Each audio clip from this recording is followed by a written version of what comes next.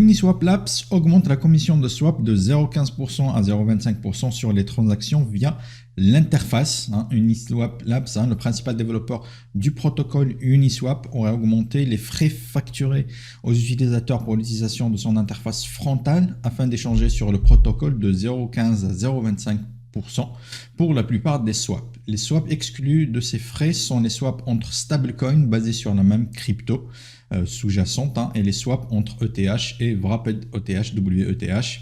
Les utilisateurs peuvent également éviter les frais en utilisant une interface alternative pour accéder à Uniswap plutôt que celle développée par Uniswap Labs. Il est intéressant de noter que l'augmentation des frais a eu lieu le 10 avril, quelques heures seulement après que le fondateur d'Uniswap, Aidan Adams, ait révélé que la SEC avait envoyé une notification de Wells avertissant l'entreprise d'un procès en cours. Hong Kong approuve la demande de création des ETF spot Bitcoin et Ethereum.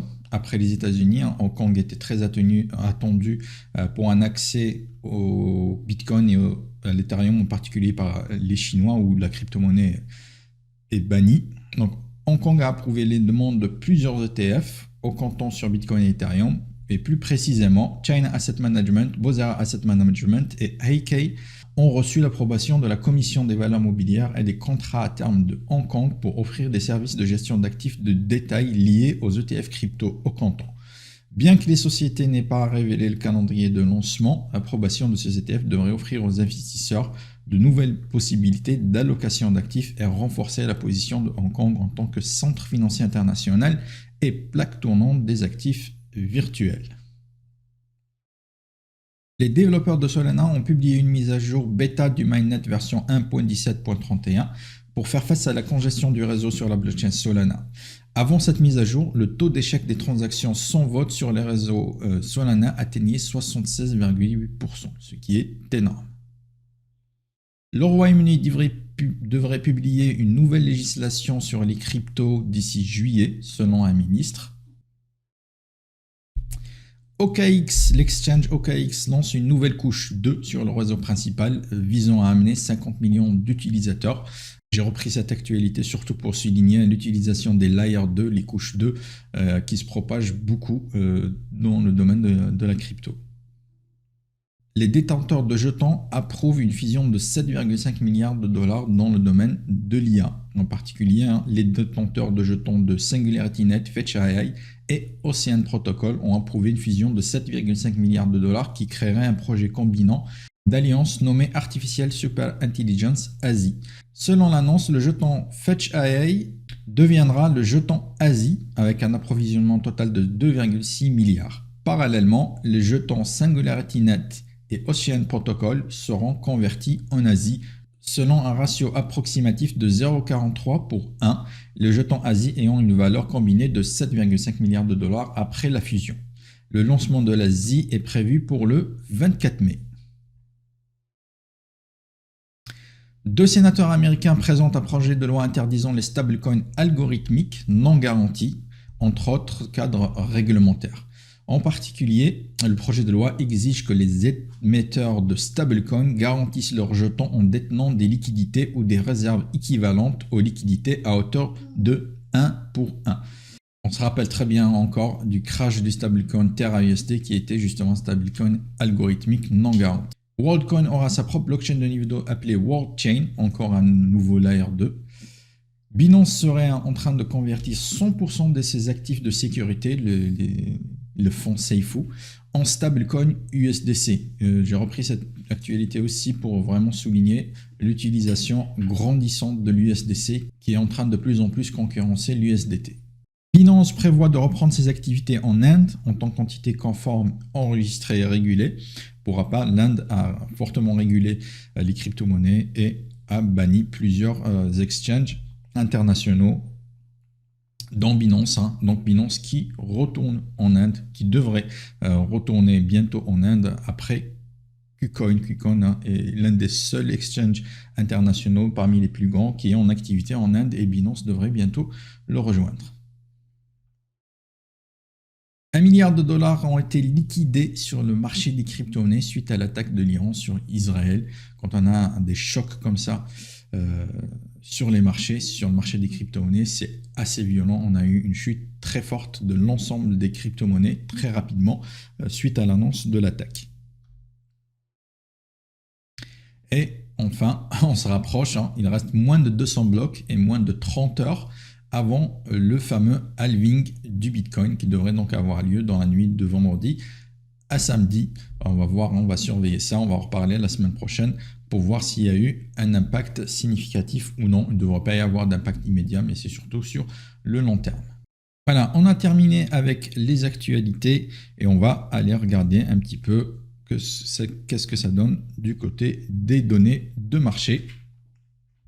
Le marché au comptant de la capitalisation boursière de toutes les crypto-monnaies, bien évidemment, qui a baissé. On a eu un petit rebond ici, moi je vous en parlais, on a eu un choc assez violent suite à l'attaque de l'Iran sur Israël. Les volumes également ont baissé, bien évidemment, et on a la dominance du Bitcoin qui est un petit peu augmentée. Hein. On a beaucoup vendu les petites capitalisations, les petits altcoins pour acheter des stablecoins et du Bitcoin. Donc, on voit ici, hein, le Bitcoin était à 52,9% en début de semaine et on arrive à plus de 54%. L'indice d'avidité est de peur qui continue de reculer et on passe dans la neutralité. Les marchés crypto-monnaies ont baissé et les investisseurs sont de moins en moins avides. On passe aux crypto-monnaies qui ont le plus performé cette semaine. Comme vous pouvez le voir, il n'y en a pas eu énormément. On a le Ondo surtout qui s'est détaché. Ondo, on en reparle encore, on en a beaucoup parlé dernièrement. Ça a été parmi mon top 3 pour le mois d'avril et qui a gagné plus de 10% sur les 7 derniers jours, qui se détache très clairement du reste des autres crypto-monnaies. Et pour cause, il y a eu une actualité. La plateforme de tokenisation RWA, Real World Asset Ondo Finance, s'est associée à la chaîne Nobel basée sur Cosmos pour apporter ses produits tokenisés à Cosmos. Ondo est l'un des plus grands acteurs du marché en plein essor de la trésorerie tokenisée avec 300 millions de dollars de dépôt. Le premier actif qu'Ondo prévoit d'émettre nativement via Nobel est l'USDY, un billet tokenisé soutenu par des bons du Trésor américain à court terme offrant un rendement annuel de 5,2%, ciblant la fin du deuxième trimestre de cette année. L'USDY est actuellement disponible sur les blockchains Ethereum, Solana, Mantle et Sui et va bientôt arriver sur Cosmos. L'expansion d'Ondo à Cosmos signifie que ces offres de jetons seront intégrées à plus de 90 blockchains dans l'écosystème Cosmos, ce qui stimulera l'adoption de ces produits soutenus par des bons du Trésor américain tant qu'actifs d'épargne, de paiement et de collatéral générant des rendements. On a aussi l'Unus Leo qui a eu une petite hausse de 0,27%. C'est la crypto-monnaie de l'exchange Bitfinex qui a profité de la volatilité des marchés où les transactions se sont multipliées et donc sa crypto-monnaie native qui a augmenté. Les crypto-monnaies qui ont fait la tendance ces 7 derniers jours, on a Biconomy justement. C'est peut-être la crypto-monnaie de laquelle je vais vous parler la semaine prochaine. Biconomy, Alienworks et XXRLC, 3 crypto-monnaies qui sont très recherchées dernièrement par les investisseurs. Elles ont connu de très fortes baisses sur les 7 derniers jours, près de 30%, 25, 27 et 30%, et sont en rebond aujourd'hui, 7% pour RLC, 5,5% pour TLM et 3,65% pour le Biconomy. On enchaîne avec le RSI hebdomadaire de l'ensemble du marché de la crypto-monnaie. On voit c'est un peu plus diffusé que par le passé où on était beaucoup plus dans le rouge. Si on enlève les neutres, on voit que c'est mieux distribué. Quelques crypto-monnaies en surachat, d'autres en survente. Donc un marché qui est un peu plus équilibré. Le RSI moyen étant à 48,66, donc un marché très équilibré. On enchaîne avec la carte thermique du marché des crypto-monnaies. Ici, les crypto-monnaies les plus fortes, les plus fortes capitalisations, avec le Bitcoin qui a perdu 10% sur les 7 derniers jours, l'Ethereum moins de 13%, le Solana moins 20%, le Cardano moins 23%. Donc un marché des crypto-monnaies qui a été vraiment très compliqué cette dernière semaine. On note le Toncoin qui n'a baissé que de moins 7%. qui a annoncé peut-être une future introduction en bourse, donc ce qui a soutenu le prix de sa crypto.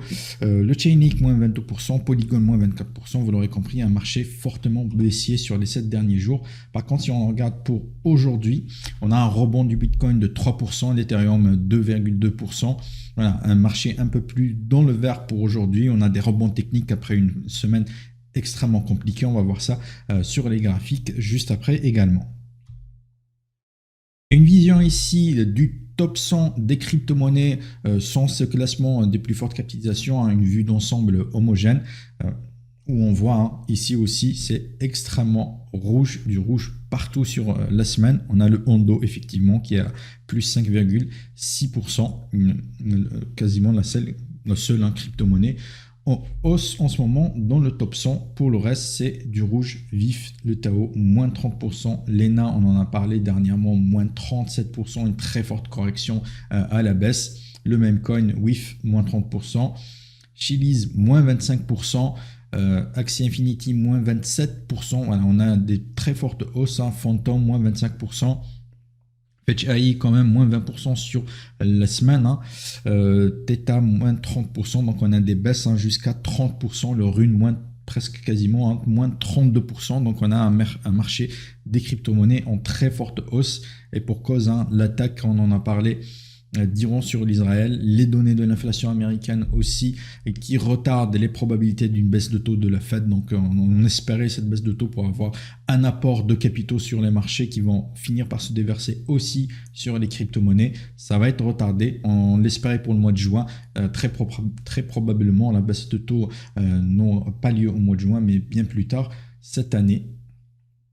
Pour aujourd'hui par contre, on a ces crypto-monnaies en rebond. Le Gala Games, moins 9%, l'AKT, moins 11%, DYDX, plus 7%, pardon. On a Sui qui continue de galérer, de souffrir avec moins 6%, Core aussi, moins 8,8%, le Solana qui s'en sort bien avec un rebond de plus 6%, ING, plus 7,7%, qui s'en sort très bien également. Donc voilà, on a quand même quelques crypto-monnaies, NIR Protocol, STX, qui rebondissent très bien aujourd'hui après une semaine extrêmement compliquée. Donc la volatilité des marchés des cryptos, qu'on la voit ici, on a fait jusqu'à moins 30 sur la semaine et on fait plus 6, plus 7 aujourd'hui.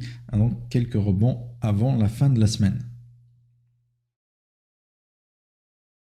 Voilà, on a fait le tour des données de marché. Et maintenant, on va pouvoir passer à la crypto de la semaine.